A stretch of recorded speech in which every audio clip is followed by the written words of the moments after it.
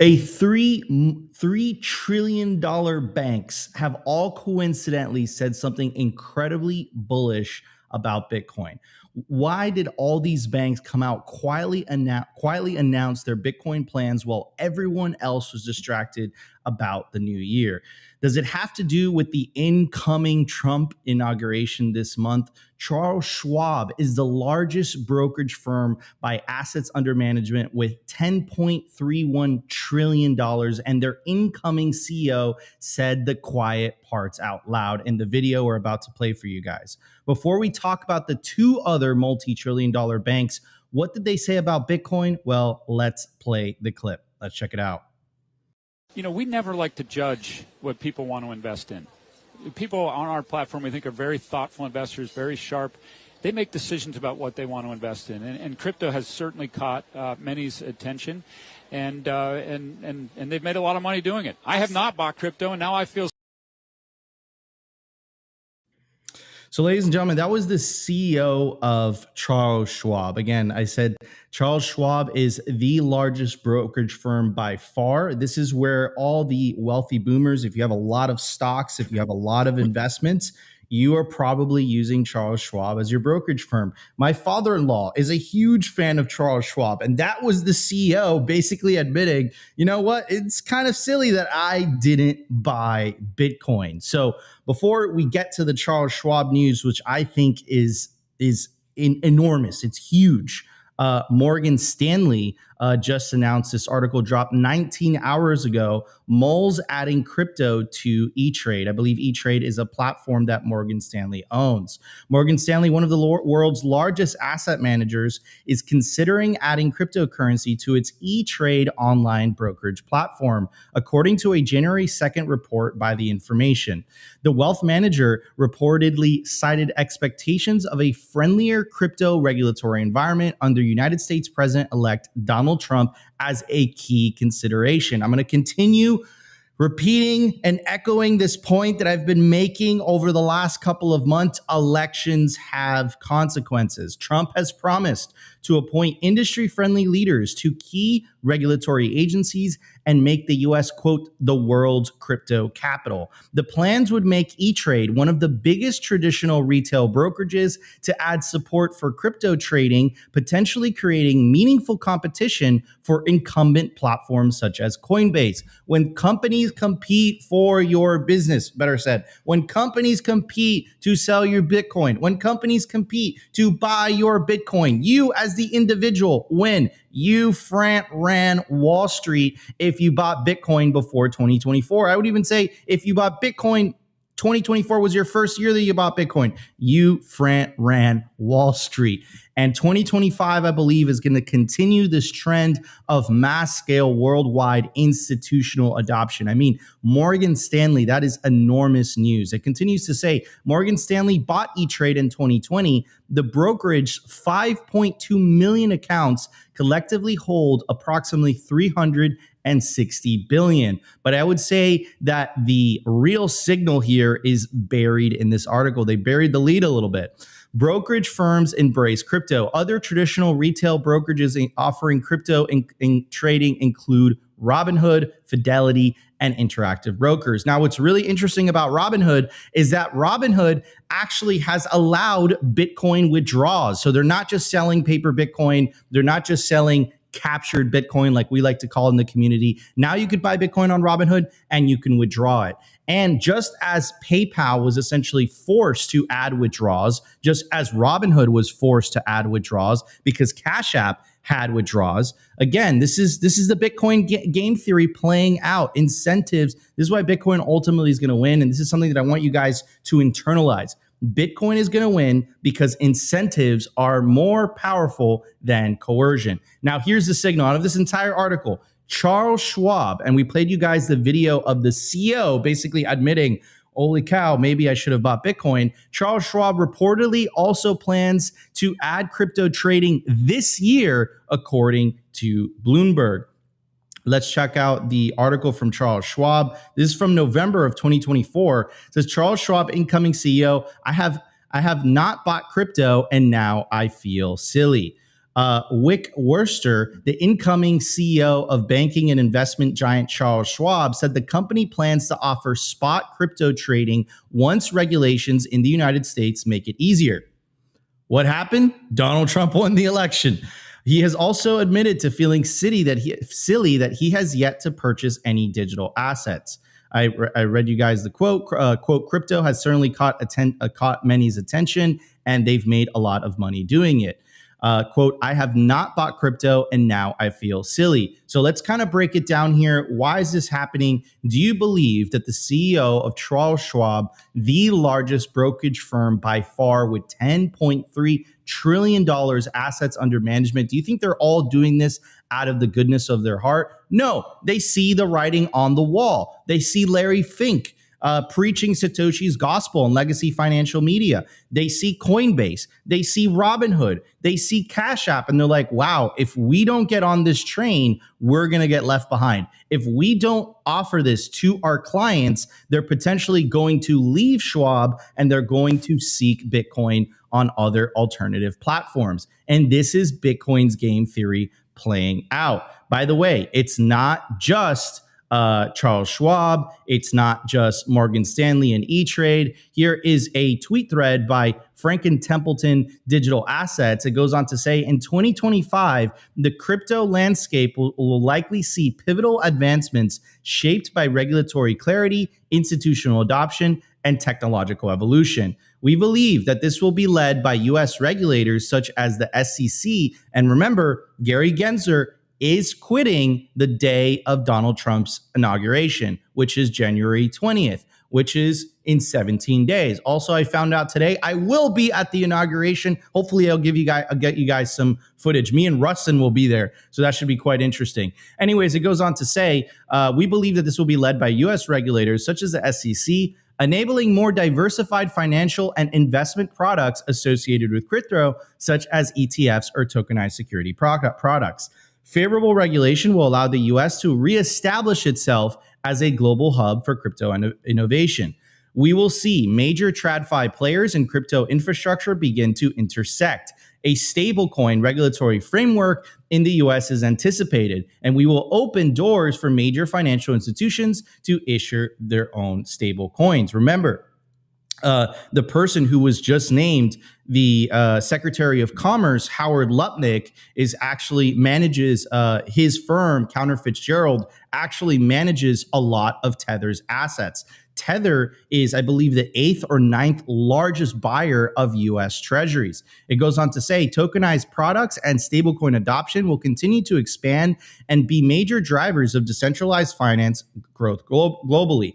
Bitcoin will solidify its position as a global financial asset, acting as a digital store of value, accelerated by sovereign and institutional adoption. We expect to see strategic BTC reserves added by several nations. That is insanity. Decentralized physical infrastructure networks will see heightened demand as industries prioritize decentralized and efficient solutions for real-world applications like logistics and the Internet of Things. We will see the convergence of AI and crypto accelerate, with blockchains providing transparency and verification, pivotal for expanding the AI-driven economy. AI agents will utilize blockchain rails to automate on-chain transactions and portfolio management, as well as merging digital content and social media with on-chain activities. Overall, 2025 will mark a shift from speculation to utility, as crypto's foundational technologies become integral to global financial and operational systems.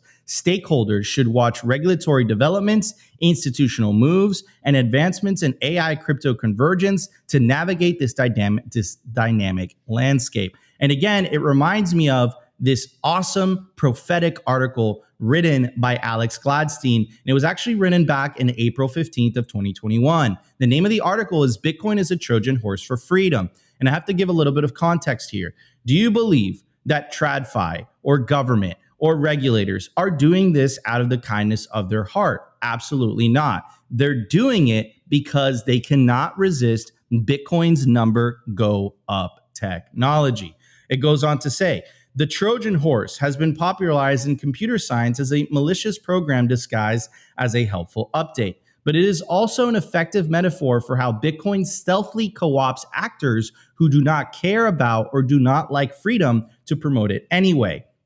The meme begins with wealthy individuals, corporations, right? We're seeing that, and soon governments. This was written in 2021. We're already at the government phase, which see Bitcoin as glittering digital gold. Out of self-preservation, key word there, right? You heard the Charles Schwab CEO basically saying, I kind of feel dumb. We're going to add this. It's out of self-preservation and greed. And they're incentivized to buy, mine, or one day tax this new prize to accumulate the soundest money and gain an advantage over their rivals. Bitcoin does, after all, on its exterior, look very appealing. It is the best performing financial asset in the world over the past 12 years.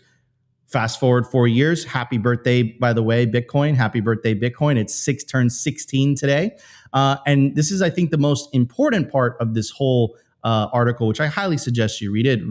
It's posted by our friends over at Bitcoin Magazine. It goes on to say, Bitcoin is not just number go up technology. Hidden behind the eye-popping gains is a powerful freedom go up technology that its new adopters are, knowingly or not, pushing forward.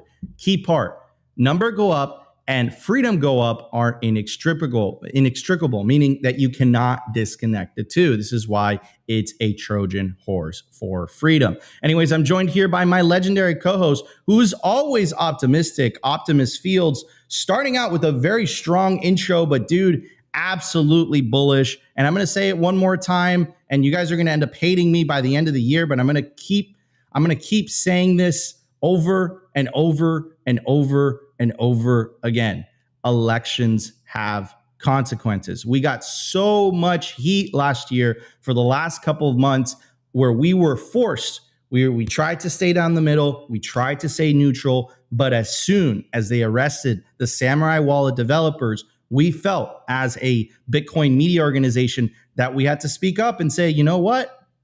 The Orange Man and the Republican Party, they're making it part of their official party platform. And you know what? I don't think Bitcoiners or the Bitcoin industry would have gotten involved in politics. This was all an unintended consequence of the Biden administration attacking our industry for the last 5 years with the so-called Operation Choke Point 2.0, the 30% proposed Bitcoin mining tax, the attack on self-custody, and the arrest of multiple Bitcoiners, whether it's Roger Ver, whether it's CZ, whether it's Arthur Hayes, whether it's the Samurai Wallet developers, whether it's the Tornado Cash. They did not want our industry to survive because they wanted to create a monopoly for a central bank digital currency. So I'm going to reiterate it. Elections have consequences, and now we are feeling the benefits of a pro Bitcoin administration winning. If you guys haven't seen the speech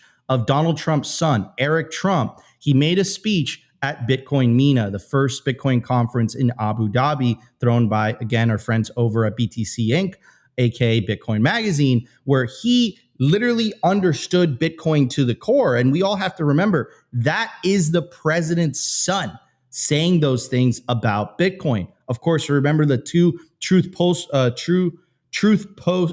Social posts made by Donald Trump celebrating Bitcoin reaching 100K, number one. And number two, of course, was celebrating Bitcoin's birthday, which was pretty historic. Like, I could never have imagined that in a million years. So, Opti, I want to get your thoughts on this. This is extremely bullish. Charles Schwab is a pretty conservative brokerage. Again, higher net worth individuals, and that tends to be the older generations, the boomers, the Gen Xers. This is the brokerage platform that they use to buy stocks. And my father-in-law, this is the brokerage firm that he uses to buy stocks. And one of the first things that he told me when I was pitching him Bitcoin, he's like, can I buy it on Schwab? Well, now he can, apparently, or very, very soon. So this is insane news. This is massive news. And again, they have $10.3 trillion assets under management. If just a small percentage of that reallocates to Bitcoin, I think it's a huge deal.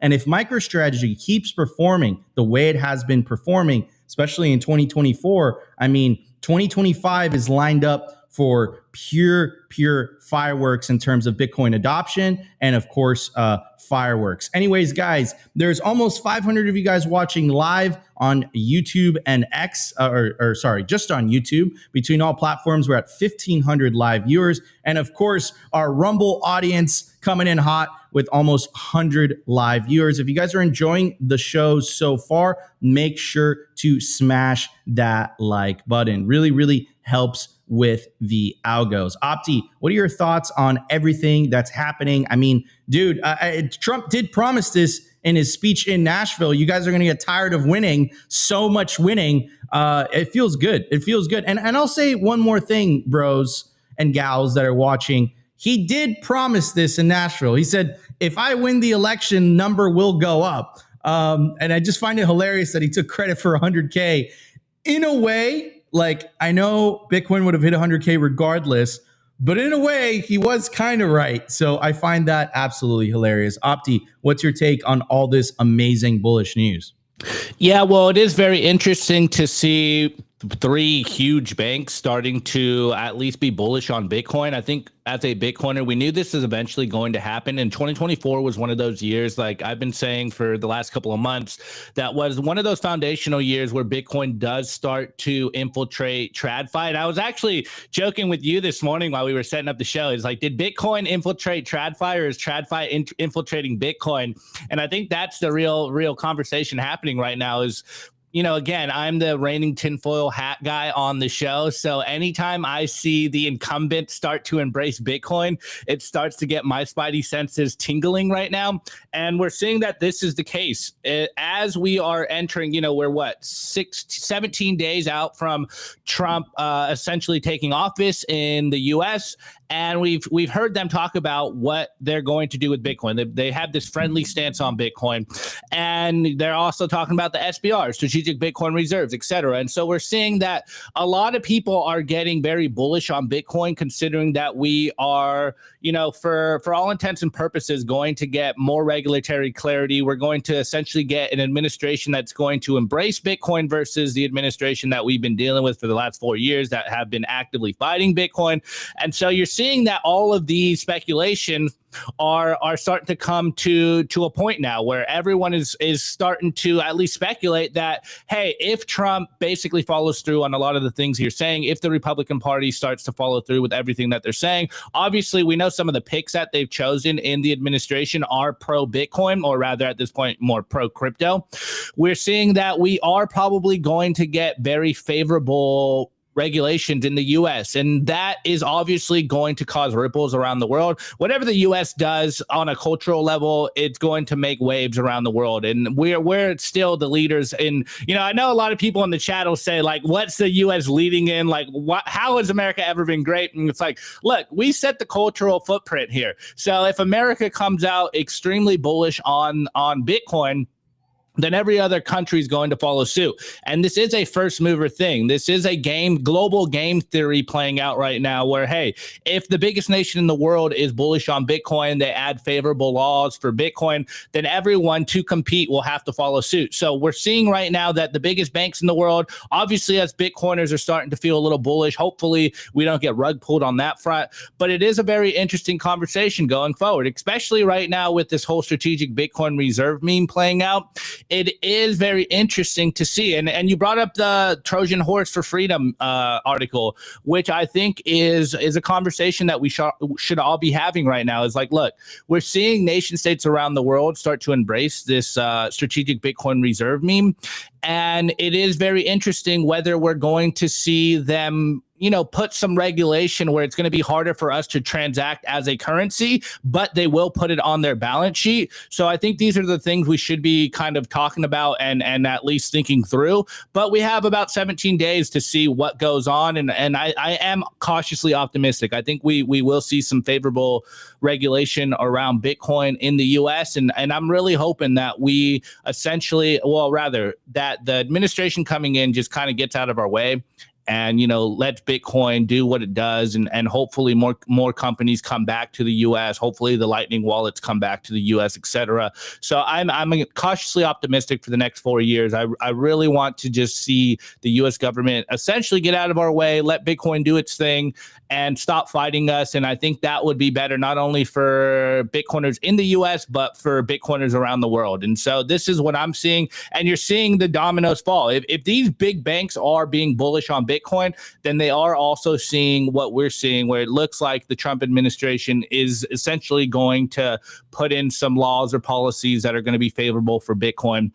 And with that, though, guys, it might unleash shitcoin. So I don't know. You know, I think this is taking the good with the bad. But hey, we're Bitcoiners here. You should only be buying Bitcoin. Everything else is hot dog shit. So just keep buying Bitcoin. Keep taking it into cold storage. This is the way. This is how we win. 100%. I think that's a really, really good point. See a lot of you guys in the chat asking about Nostr. Yes, we stream on Nostr all the time.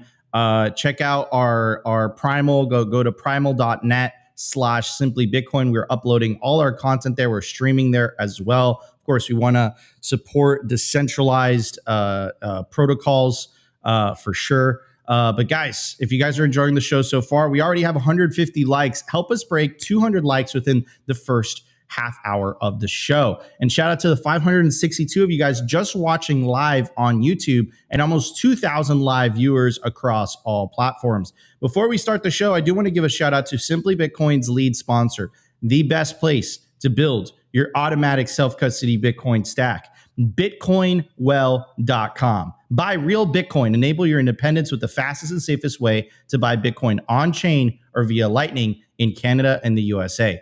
To get started, go to bitcoinwell.com. You put in your email address. Takes 2 to 5 minutes to get signed up and verified. Bada boom, bada bing. You're ready to buy Bitcoin. What makes Bitcoin Well different, and why I personally recommend it, is it is a completely non-custodial platform. What does that mean? That means as soon as you buy Bitcoin on Bitcoin Well and the funds clear, it goes straight to your self-custody Bitcoin wallet address. You cannot even leave your Bitcoin on the exchange, which perfectly aligns with the Simply Bitcoin ethos of the separation of money and state, because after all, self-custody is the peaceful Bitcoin revolution. For higher net worth individuals that are looking for a white glove experience, that are trying to buy $50,000 worth of Bitcoin or more, check out Bitcoin Well Infinite. Go to bitcoinwell.com/OTC. You're going to have someone dedicated to you, a Bitcoin Well representative that will walk you through the buying, selling, or if you have any questions about Bitcoin, you're going to have a dedicated person of which you can call, you can text every time you want to buy Bitcoin, every time you want to sell Bitcoin, or perhaps a little bit concerned about dips. You got to check out Bitcoin Well Infinite. It is the best Bitcoin white glove experience ever. All right, everybody, let's start the show. We have tons to talk about. Let's hit the numbers. Here we go.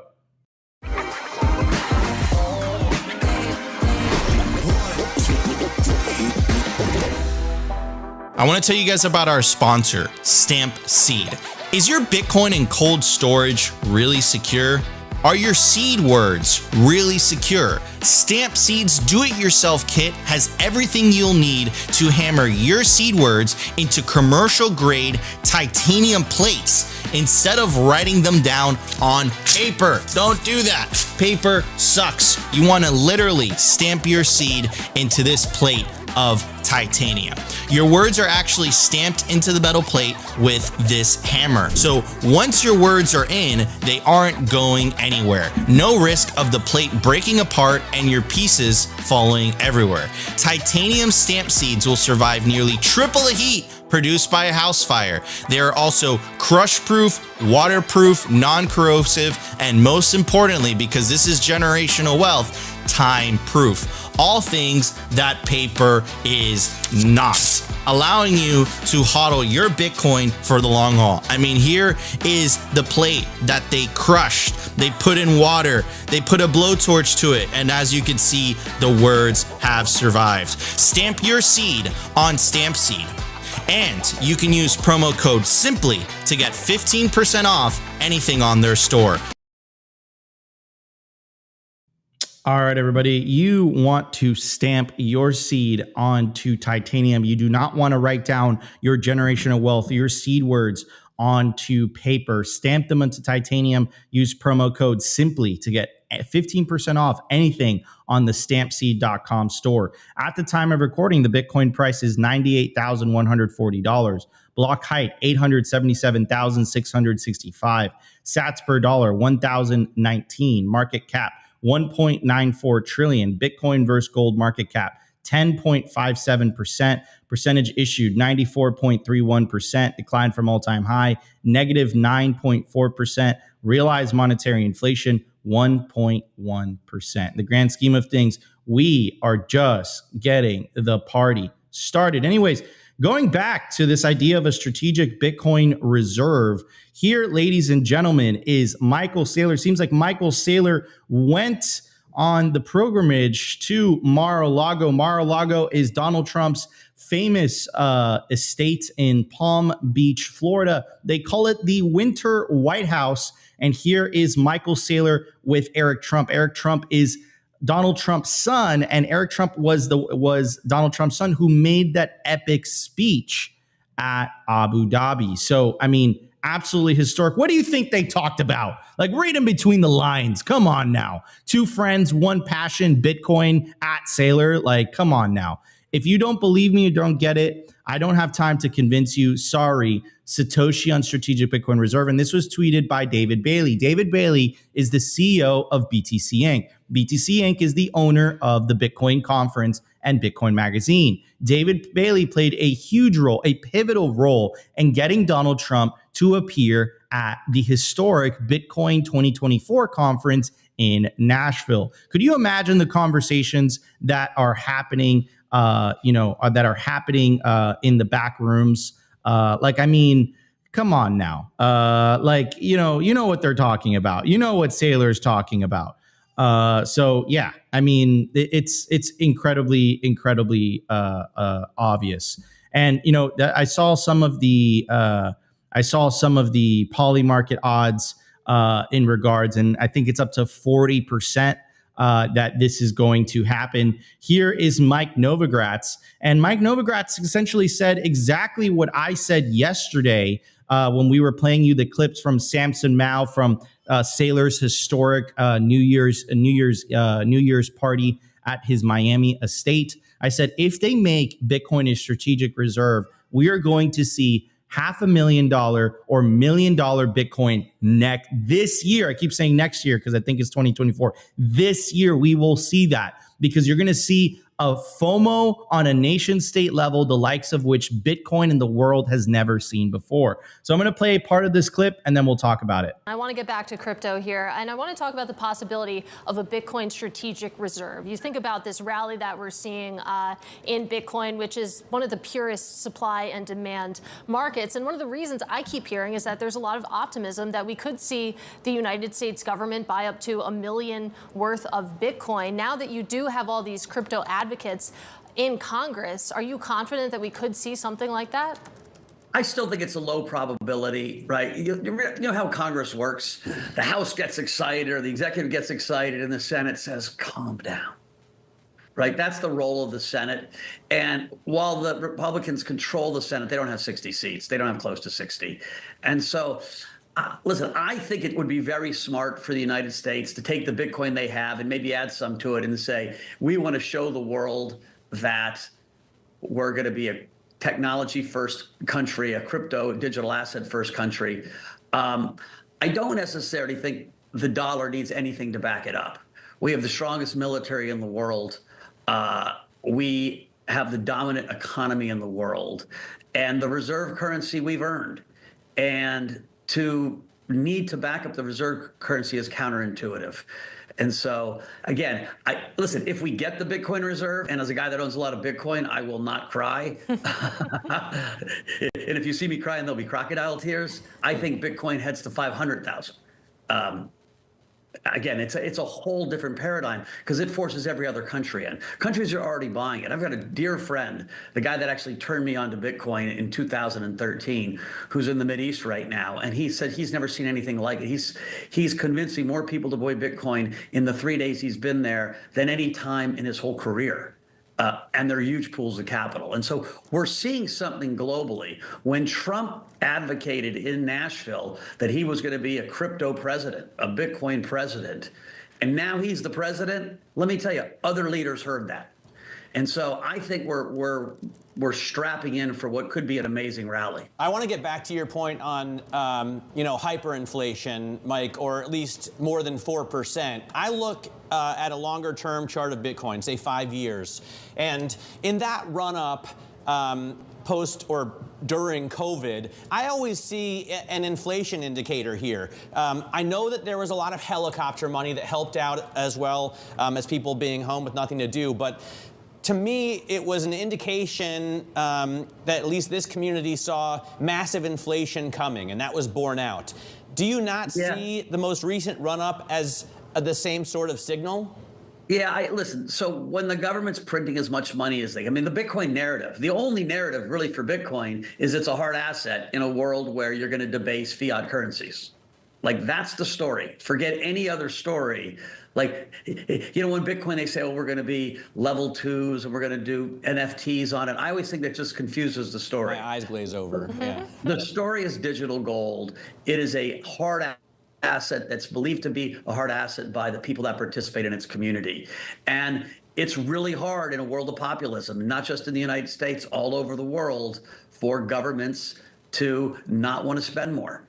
And every single government is spending more than they take in. But Mike, isn't that run up to 500,000? I mean, if it happens in the short term, without a strategic Bitcoin reserve, it's going to mean 6, 7, 8, 9% inflation.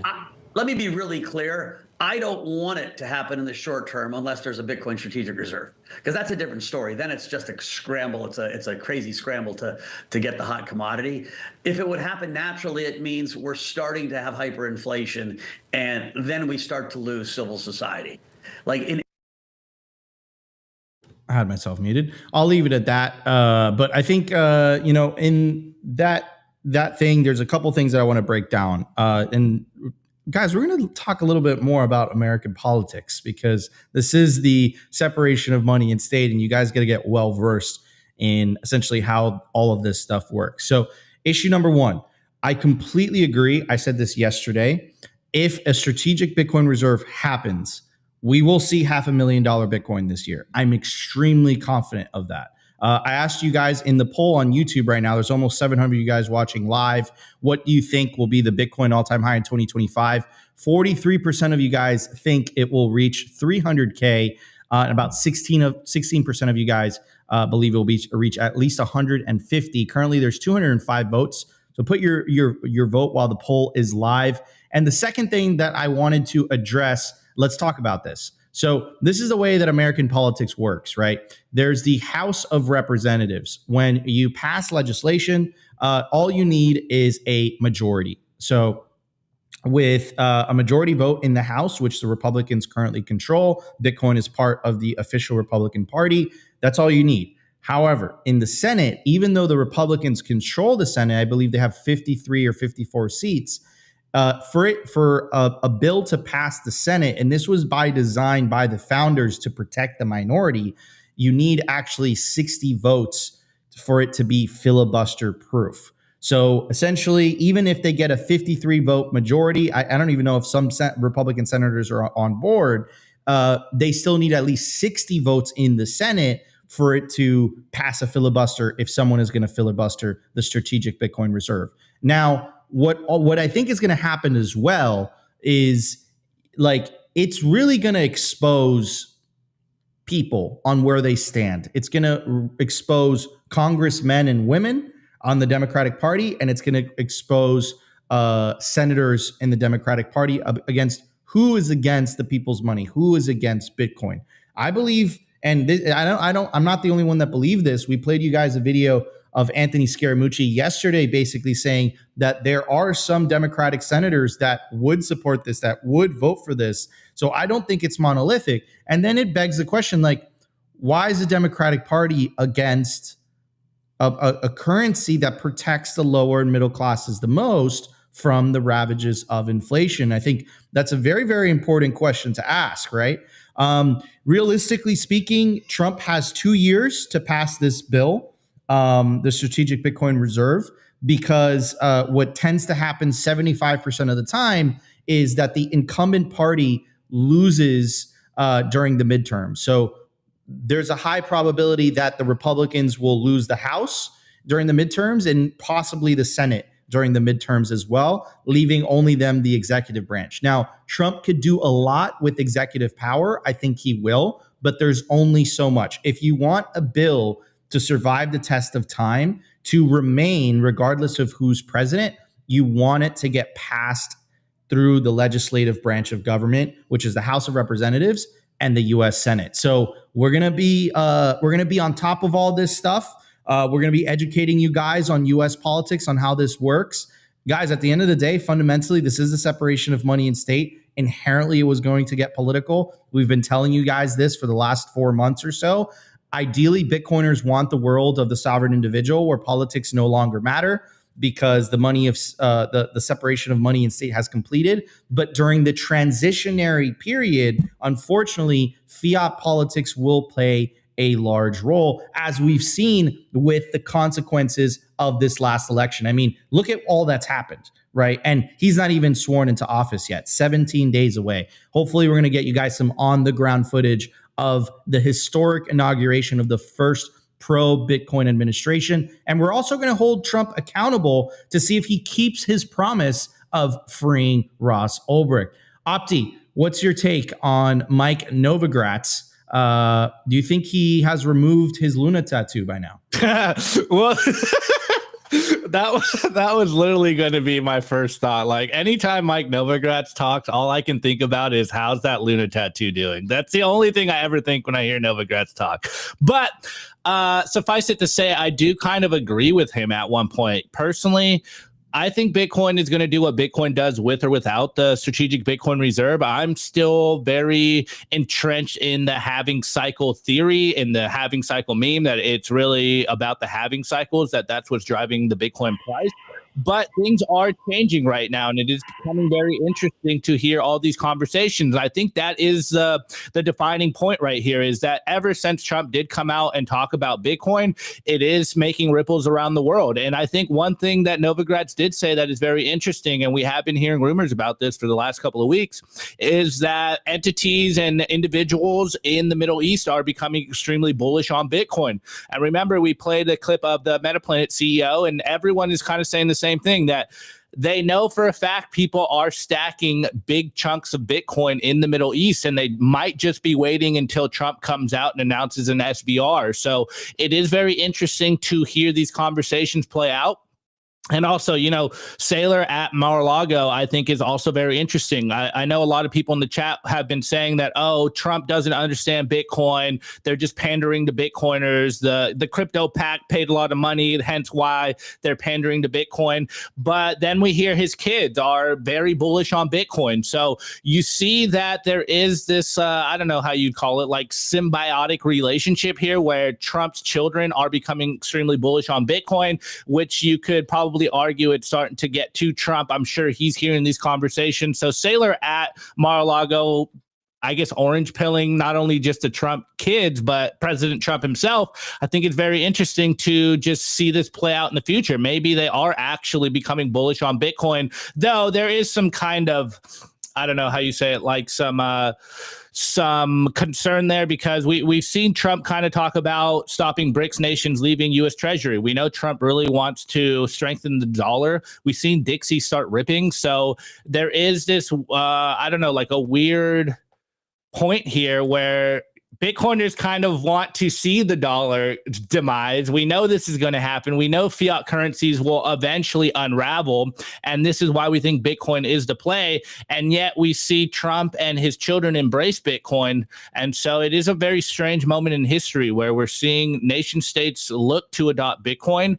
And all of us Bitcoiners obviously getting excited about number go up. But in reality, we want more people holding Bitcoin directly. We don't want them going through third parties, because that literally, destroys what the whole purpose of Bitcoin is. Well, this is where us Bitcoiners right now are talking about, is Bitcoin being co-opted by the TradFi, or are we, playing out the Trojan horse meme here? So it is a very interesting conversation. But yeah, Nico, all I think is when I hear Novogratz talk about anything is the Luna tattoo. So that's my thoughts. I have not seen a picture of it for a long time, so I'm just wondering, like, where is that? Where is that at? Is it still there? Is it, is it still like a remembrance? We shall see. Anyways, guys, we have a loaded show for you guys. So much to cover on today's show. So much bullish news that we already covered.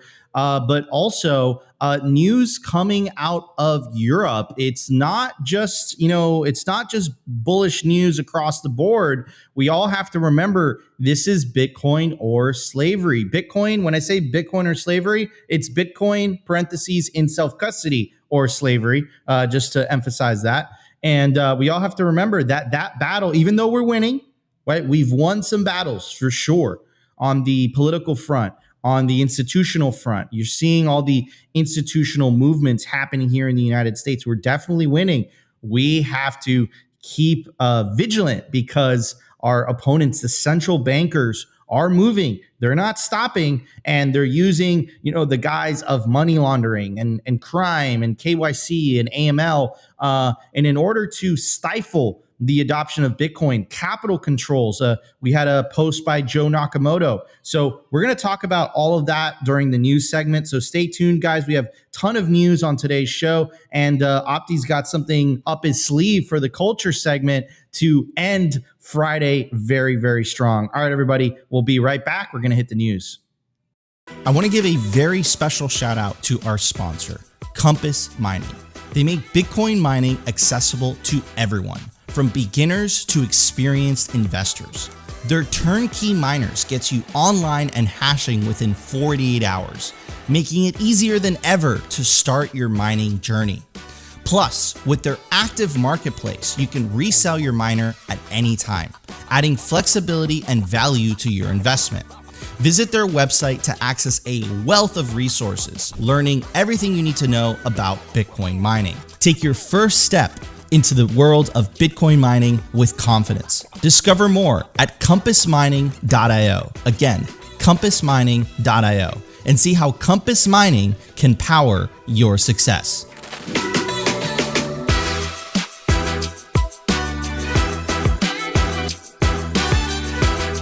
I want to give a shout out to our sponsor, Foundation. It's self-custody done right. They built a premium grade hardware wallet called Passport right here in the US, and it integrates seamlessly with their free app called Envoy. Passport is fully open source and verifiable. It's the most intuitive Bitcoin wallet designed with a UX reminiscent of a classic feature phone, so you'll know how to navigate it and use it the moment you pick it up. It's also air-gapped, meaning Bitcoin stays offline, never touching an internet connection. It's Bitcoin only, open source verifiable, air-gap security model, gorgeous design craft, premium grade materials. Get your Bitcoin off exchanges and into your own hands in just a few minutes with Passport at foundation.xyz/simply. Get peace of mind. All right, ladies and gentlemen, here is Opti, and he's absolutely beautiful. But so is the Foundation Devices hardware wallet. It's beautiful, it's sleek, it's open source. It doesn't sacrifice security for convenience. This is the perfect gift to give to somebody that perhaps is a little bit intimidated by self-custody. The Passport makes it easy, especially if you pair it up with the Envoy app. Get yourself a Passport by Foundation Devices. You could scan the QR code or check the link in the video description. Speaking of Opti, here is his ex-girlfriend. And Opti's got to get his ex-girlfriend in line. We played you the video of her yesterday wishing everybody, us peasants, happy New Year's and so many plans, redesigning banknotes, redesigning paper, and shilling the digital euro, which is a rebranded version of the European Central Bank digital currency. And Opti's gotta get her in line. I don't know what's going on there, but it's important to remember, guys, this is Bitcoin or slavery. When I mean slavery, I mean fiat, the continuation of fiat. I mean the continuation. What is the next evolution of fiat, which are central bank digital currencies? And this is real. This is a real. This is a clear and present danger. This video came out January 1st, and she's moving full steam ahead with a central bank digital currency because she fundamentally knows at her core the party is over. The gig is up if they don't retain their monopoly and their control over the money. And they're going to use the guise of, as what happened with the current Biden administration, they're going to use the guise of stopping terrorism, stopping money laundering, stopping crime in order to justify capital controls. And that's exactly what's already happening here in the UK and other places in Europe. Here's Joe Nakamoto. He's an incredible Bitcoin content creator. I don't know why I'm not following him. Incredible Bitcoin content creator, and makes some great videos. And he's just a great MC, one of the best MCs in the Bitcoin space. And check this out. Just got kicked off Kraken for saying I might invest more than 10% in BTC this year. I had to go back on and say I will not invest more than 1% into high risk. The UK is literally trying to keep people poor. And here are some of the screenshots. We need additional information. Due to UK regulations, we are required to recollect information yearly about how you classify yourself as an investor, followed by a short quiz on your investment knowledge. It goes on to say, restricted investor statement. Putting all your money into a single business or type of investment is risky. Spreading your money across different investments makes you less dependent on any one to do well. You should not invest more than 10% of your net assets in high-risk investments. Doing so could expose you to significant losses. I mean, bro, this is like pure politician projection. For the purpose of this statement, net assets do not include your home, your pension, of course they control, any rights under qualifying contracts of insurance. For the purpose of this statement, high-risk investments are peer-to-peer loans, investment-based crowdfunding, units in a long-term asset fund, crypto assets, unlisted debt, and equity. How convenient, right? And they talk about risk, and they talk about wanting to help you and wanting to protect you. It's all for your safety. It's all for your safety. You guys remember the pandemic? It was all for your safety. The masks, they were for your safety. It was everything for your safety, bros. Okay? Sorry, 2008. Main Street bailed out Wall Street. Was that for your safety too? I'm sorry if I don't believe you anymore. This is what Bitcoin is all about. And you know what? We have the data. We have the facts on our side. You know what's more risky? Not having your net worth in Bitcoin. That is what's more risky. Having your net worth in dollars and saving in dollars or euros or pounds is a guarantee for you to lose your precious purchasing power over time. Guarantee. It is guaranteed. The dollar has lost 87% against Bitcoin over the last 5 years. Oil has lost 94% of its value. Gold has lost 94% of its value. The S&P 500 has lost 77% of its value over the last 5 years. The United States median new house has lost 90% of its value over the last 5 years. How about the euro? 89% of its value. Let me see if the pound is on here. Great British pound, the British pound, 87%. So I'm going to read this again. You're hurting people. You are hurting people. And again, why is the government in the business of getting to decide what you can and what you can't do with your hard-earned money? That is messed up. That is super, super, super messed up. So we have to stay vigilant. We have to stay vigilant because they're going to play these games. They're going to try to take advantage of the people that are not informed about the alternative. They're not informed about Bitcoin, and they're going to use the coattails of their legitimacy in order to justify tyrannical legislation and regulations, like they tried here in the United States, and they failed miserably. All right, here is the travel rule. Travel rule is a suggestion by the Financial Action Task Force. The Financial Action Task Force is an unelected bureaucracy that makes regulations that conveniently benefit the central bankers, conveniently benefit the Bank of International Settlements, conveniently benefit people like Christine Lagarde. Remember what happened with the TD Bank lawsuit. They got fined $3.1 billion for money laundering for the Mexican drug cartels. Also, there's reports coming out of Chain Analysis that says the vast majority of illicit finance is conducted within the traditional financial system. But wait a second. The traditional financial system has all these rules and regulations in place already. Why are people not using Bitcoin that doesn't have all these rules? What's going on?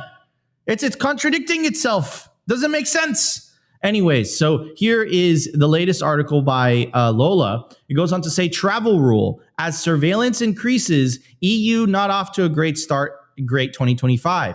The EU is ringing in 2025 with a truly remarkable shit show for your financial privacy and security. It goes on to say, the travel rules, an anti-money laundering measure first proposed by the FATFA, or the Financial Action Task Force, however which way you want to call them, which requires financial institutions to transfer a sender's identifying information such as name and address to the receiver's financial institution. In the EU, the travel rule was first applied in 2008 and again refined in 2012 in the traditional financial sector. In 2019, the Financial Action Task Force updated its recommendation to include virtual asset service providers, which took effect with the transfer of funds regulation this January. By the way, MiCA, which was the name of the regulation, was actually named by Chrissy Lagarde in that same viral speech and video where she mentioned that Bitcoin is an escape valve. It goes on to say the EU's updated travel rule now requires virtual asset service providers to verify transfers to and from self-custodial wallets, require proof of ownership for transfers exceeding 1,000 euros, and collect and share information on monetary transfers made by customers.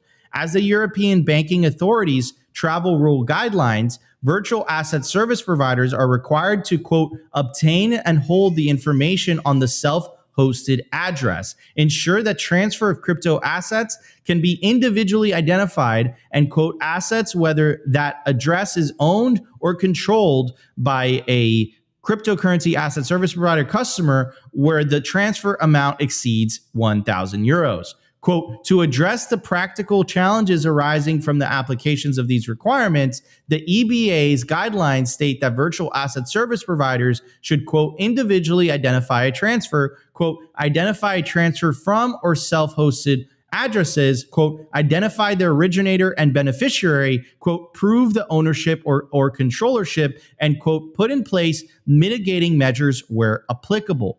This week, the Bitcoin service provider Strike announced the implementation of travel rule measures to its users.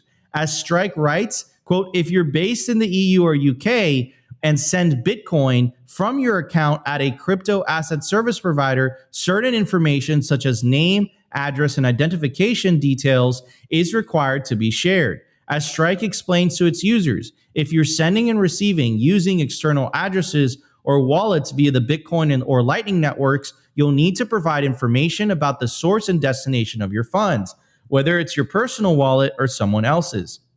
If you're sending and receiving Bitcoin from Strike to your cold storage wallet, you may be asked to verify that you are the owner of the wallet. Similarly, if you're sending and receiving from another crypto asset service provider, such as a crypto exchange, you may be asked to confirm which entity this is and whether you are the owner of the account at that entity the company adds. The EU is not the first governing bodies to apply the travel rule to virtual asset service providers, as FATFA recommendations are translated into law globally. Who the F elects FATFA? Who elects them? We get lectured by democracy, democracy, democracy, democracy this, democracy that. That's an unelected bureaucracy. We have no say. So again, they're taking advantage of the fact that people are not informed on these matters. And most importantly, they are not following the fiscal and financial discipline they themselves are preaching. That's the problem. Another thing that I'll say is, if these laws were so effective, why is it that the vast majority of illicit finance is conducted within the traditional financial system? Why can't we ask those questions? Why can't we ask those questions? This is tyranny, and they tried to pull it off in the United States. Luckily, again, elections have consequences, where there was 2 tyrannical pieces of legislation that were about to go into effect, which was the FinCEN was requiring all small businesses to register, and if not, people could face jail time, and they could also face a fine of up to $591 a day. That's number one. And number two, there was this, which again got delayed till 2026, which we covered on yesterday's episode, where essentially you had to take screenshots and consolidate your UTXOs and send them to the tax authorities here in the US. What they're doing is, to use Christine's own words, they're closing the escape valve. These are capital controls under the guise of it is for your safety. That's what it's about, because if you look at the data, it does not make sense. And remember, these laws of exclusion have essentially excluded the vast majority of the world and taken away their ability to transact with the global economy. So these laws are laws of exclusion. They're not laws of inclusion. And Bitcoin is an open monetary network. So they can get away with this as long as they control the on and off ramps. But as soon as people's wealth goes into Bitcoin, can't do this. And one of the things that I've said is, governments think they can regulate Bitcoin, but at the end of the day, it's going to be Bitcoin that regulates government. It's going to be a much better world for it. One last thing that I'll say before I pass it on to Opti is, Jeff Booth has a theory about this. And his theory is, in a system of inflation, in a system of theft, in a system of the reason they have to control, the reason they have to censor, the reason they have to do all of these things is because it's a system based on coercion. It's a system based on theft. It's not something that people would voluntarily sign up to. But if you look at the Bitcoin system, it's a voluntary system. So when I say Bitcoin or slavery, and I now have to add the parentheses, Bitcoin and self-custody or slavery, this is what I mean. If we continue down the path, we've given them 100 years. We got the 2 largest world wars in history. We got the 2 most severe depressions and recessions in history under central banking. So don't let them effing gaslight you, because it's utter BS.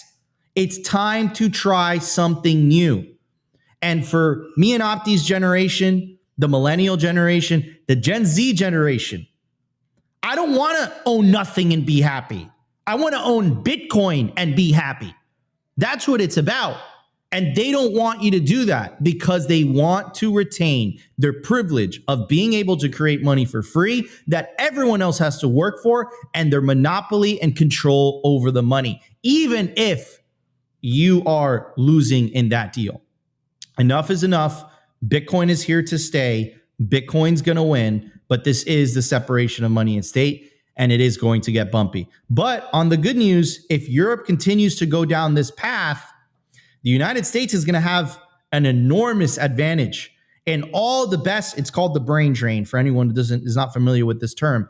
All the best and brightest entrepreneurs, the go-getters of Europe, you know where they're going to go? They're going to pack up their bags, they're going to go to Dubai, or they're going to come to the United States, and they're going to set up shop here.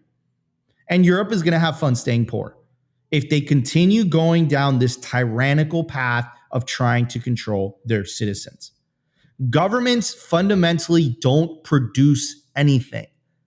They don't produce anything. Their only form of revenue is parasitic in nature. They have to extract wealth from their productive citizens in order to fund themselves. And you know what? In an ideal world, that would be a fair trade. I don't think most of us would care about paying taxes. The problem is that we're paying taxes and we're getting nothing in return. That's the problem. And that's what Bitcoin fundamentally fixes with the separation of money and state. Because if the state loses its ability to print money to fund things that they can't afford, and their only funding mechanism is via direct taxation, they're limited. And by nature, government will shrink over time.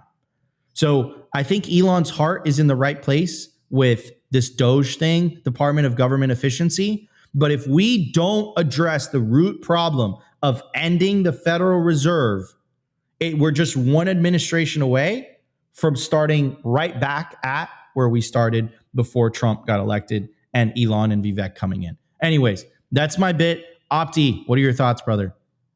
Yeah, well, it is very interesting to see Europe essentially put in some soft capital controls. And this is something we've been talking about for a long time on the show, that obviously the EU with Christine Lagarde out there, who's been saying for a long time that if there's an exit route, we're going to stop it. Now essentially do something similar. That 10% meme there that Joe Nakamoto was saying, like, if you're trying to invest more than 10% into Bitcoin, we're going to essentially stop you. All I'm hearing is, yeah, you should probably invest a lot more, or rather put more of your savings in Bitcoin than 10%. But it is pretty interesting to see. I mean, I was saying that we're going to see even more stringent EU laws come down on Bitcoin, because they know what we know is essentially they are losing control of their financial system. And if people do find an escape route, which Bitcoin is, then they have to try to stunt that as much as possible. And we're seeing that this is playing out. We're seeing that as much as we were covering Operation Choke Point 2.0 on this show, this is going to kind of play out in a lot of nations right now, where they're going to do whatever they can to stop the adoption of Bitcoin and do it with bureaucracy. And this is kind of what we're seeing right now, is they're afraid of Bitcoin. They're afraid of people transacting freely. And thus they're going to make it harder for people to get as much of their savings into Bitcoin, because they need us trapped in the financial system for their system to continue to perpetuate. If enough of us basically exit the traditional fiat world, then they can't continue the scam that they've been doing for a long time. So they're trying to slow this down. They're trying to slow the dam, or rather the water of breaking out there. And so this is just what we're going to continue to see for the next decade. I think we're going to see a slow trickle of people go into Bitcoin, a slow trickle of capital go into Bitcoin, and the powers that be do whatever they can to stop it. And this is playing out right now in the EU. As we know, the EU is basically a test bed for all of the WEF stuff, and I think they're just ahead of the game on doing what Klaus Schwab wants. So am I surprised? Not at all. I think this is exactly an easy prediction of what was going to happen. Let's just hope that the people out there essentially fight back and put more of their money into Bitcoin. Fight back peacefully and democratically. Yes, and exactly. the way this is a peaceful revolution, all you got to do is just opt out. Just opt out. Just buy, earn, mine, fiat, put that fiat into Bitcoin, opt out of the system. If enough of us do it, we win. It's as simple as that. It's as simple as that. All right, everybody, stay tuned. It is Bitcoin's happy birthday, 16 years old today. So we're going to talk about that during the culture segment. We will be right back, ladies and gentlemen. I want to give a shout out to our sponsor, HIVE Digital Technologies. As the first ever public miner, HIVE's been battle tested through every possible market. And as the first with an AI strategy, HIVE continues to redefine the future of sustainable energy. Also, gotta casually drop this in here, HIVE consistently tops the industry in Bitcoin mined per exahash. They're lean and mean, they're green and clean, and they're changing the game. Learn more by following them at HIVE Digital Tech or check out their website, hivedigitaltech.com.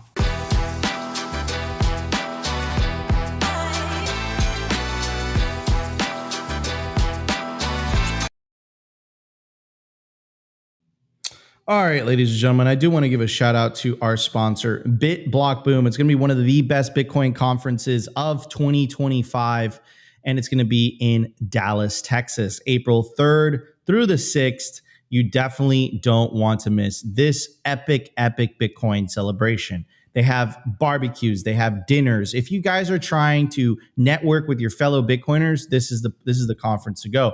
If you guys are trying to get a job in the industry and you want to meet the CEOs of some of your favorite Bitcoin companies, this is the Bitcoin conference you want to go to. In fact, this is the first Bitcoin conference where me and Opti met each other in person. Simply Bitcoin maybe wouldn't be a thing today if we didn't go to BitBlockBoom. So guys, you definitely don't want to miss it. The entire Simply Bitcoin crew will be there. Nico, Opti, Rustin, Dante, Jacob, Sophie, the entire crew. Get your tickets now, scan the QR code, or check the link in the video description /podcast description.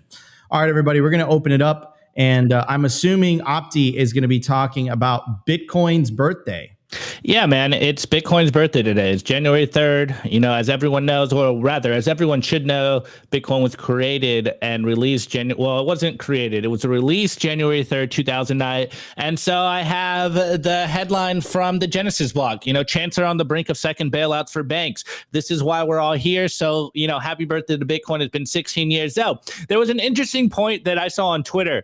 Look at the top headline here. Eat out from £5 here.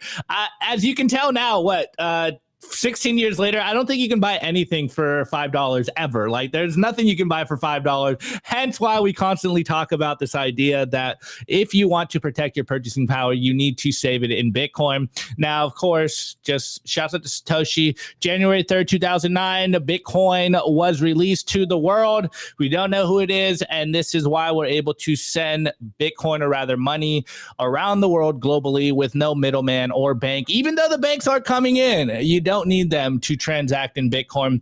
Now, a very interesting thing going here. Shouts out to Alex Thorne on Twitter.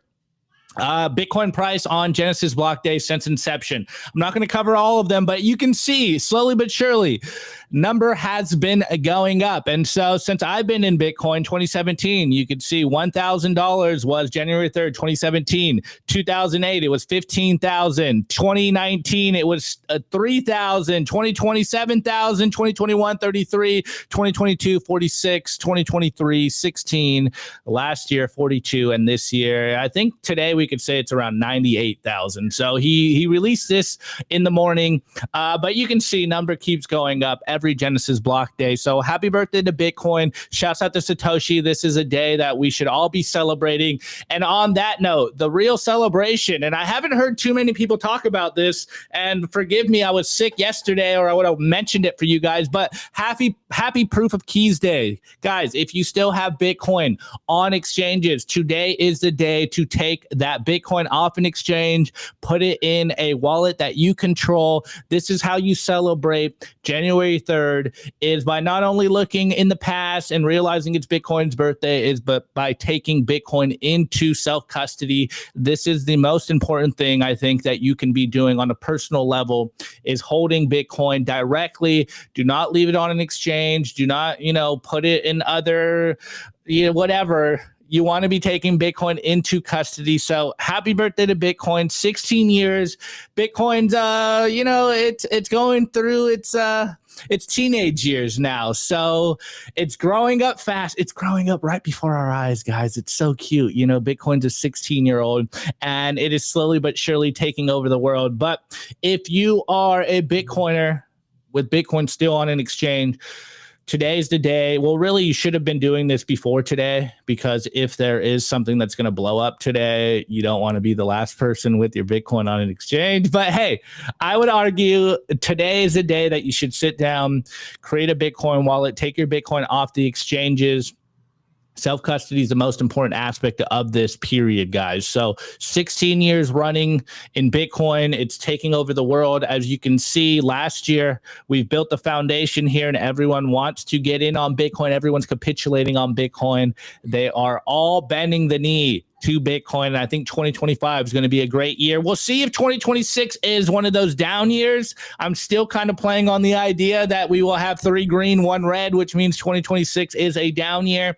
But for everyone out there, happy birthday to Bitcoin. You guys are the real MVPs out here, stacking Bitcoin, taking it into cold storage, and of course, advocating for Bitcoin and trying to orange pill your friends and family. So, I thought it was just a good day for us to talk about Bitcoin birthday, January 3rd, 2009, a historic day, period, in the history of humanity.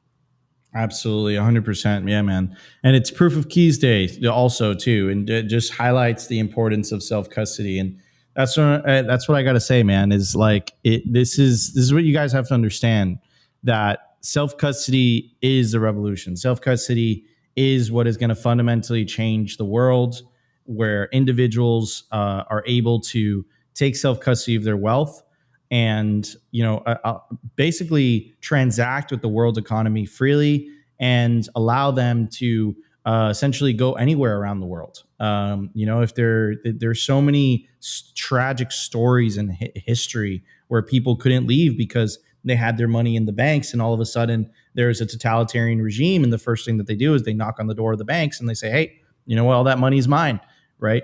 Our one of our sponsors, the Bitcoin Way, the founder, Tony, he's a tragic story of him in Lebanon. And, he spent the majority of his life building up multiple successful businesses. And one day they said, you know what? That money isn't yours anymore. Could you imagine that? And this is not the abnormal. This is the norm. If you live in Canada or the United States, even in the United States, it happened with the 6102 order. FDR, under the guise of the Great Depression and all that stuff, basically said, he woke up one day and he said, you know what? All the gold that people have in banks, that belongs to the US government now. And we're gonna hand you back paper. This is why self-custody is so important, because the only reason that people like FDR and politicians are able to successfully do this is because people rely on a handful of custodians. And as we saw with information, which is another revolution that we saw, I think we already went over that. I think we've already gone past the heaviest part of that, which was when Elon acquired X. But we saw the deplatforming of a president. We saw the deplatforming of American citizens, even though we have First Amendment protections, because of their thoughts and their speech, their political speech. And we essentially saw the disintermediation of information and state. Why? Because mass scale peer-to-peer communications enabled by social medias and protocol like Nostr allowed people to communicate directly to each other, circumventing the gatekeepers of information. I mean, look at what we're doing right now. 10, 20 years ago, the only way you'd be able to get your news via television or via your laptop or something was through a traditional media outlet. The thing is, the state ended up co-opting a lot of them. And we didn't realize this. One of the most powerful quotes I've ever heard is, the war in Iraq would not have happened in 2003 if social media existed. Think about how powerful that quote is, right? And then, of course, you have the groundbreaking interviews with Mike Benz, and he's just unleashing all of this stuff about how one of the most powerful things he said was that governments are not ready for social media. And even in the United States, where you think this is officially the home of the brave, land of the free, like apparently not. Apparently, the government thinks that it should be in the business of dictating the narrative. That is a very, very slippery slope. And what we're on the verge of entering is the separation of money and state. And you saw how messy the separation of information and state was. Get ready for this next one. So that doesn't mean we're winning. Massive victory for the Bitcoin movement on the political front in El Salvador. El Salvador is the beachhead in the United States with the election of Donald Trump and the Republican Party winning the trifecta and Bitcoin being part of the official party platform. But make no mistake, we are 2 years away from the midterms and we are 4 years away from another presidential election, right? So during this transitionary period, unfortunately, fiat politics will have consequences. And, if you choose not to participate in politics, you're destined to be ruled over by people that choose to participate, right? So take self-custody. That's how you win. And, I'm very grateful for Satoshi for inventing or discovering Bitcoin, depending on which way you see it, 16 years ago today. So anyways, guys, that was our show for January 3rd of 2025. I'm your host. Nico Moran is my legendary co-host. Optimus Fields. Guys, enjoy the weekend. And of course, Honey Badger Media will be back on Monday for a brand new episode of Simply Bitcoin Live. In the meantime, you guys will have content dropped by Dante, and we'll have some clips over on the weekend for you guys as well. Love you all. Smash the like button. Consider subscribing. Share this show with your friends and family, and we'll be back Monday. Peace out, everybody. Today's episode was brought to you by BitcoinWell.com, a Bitcoin-only platform on a mission to enable financial independence.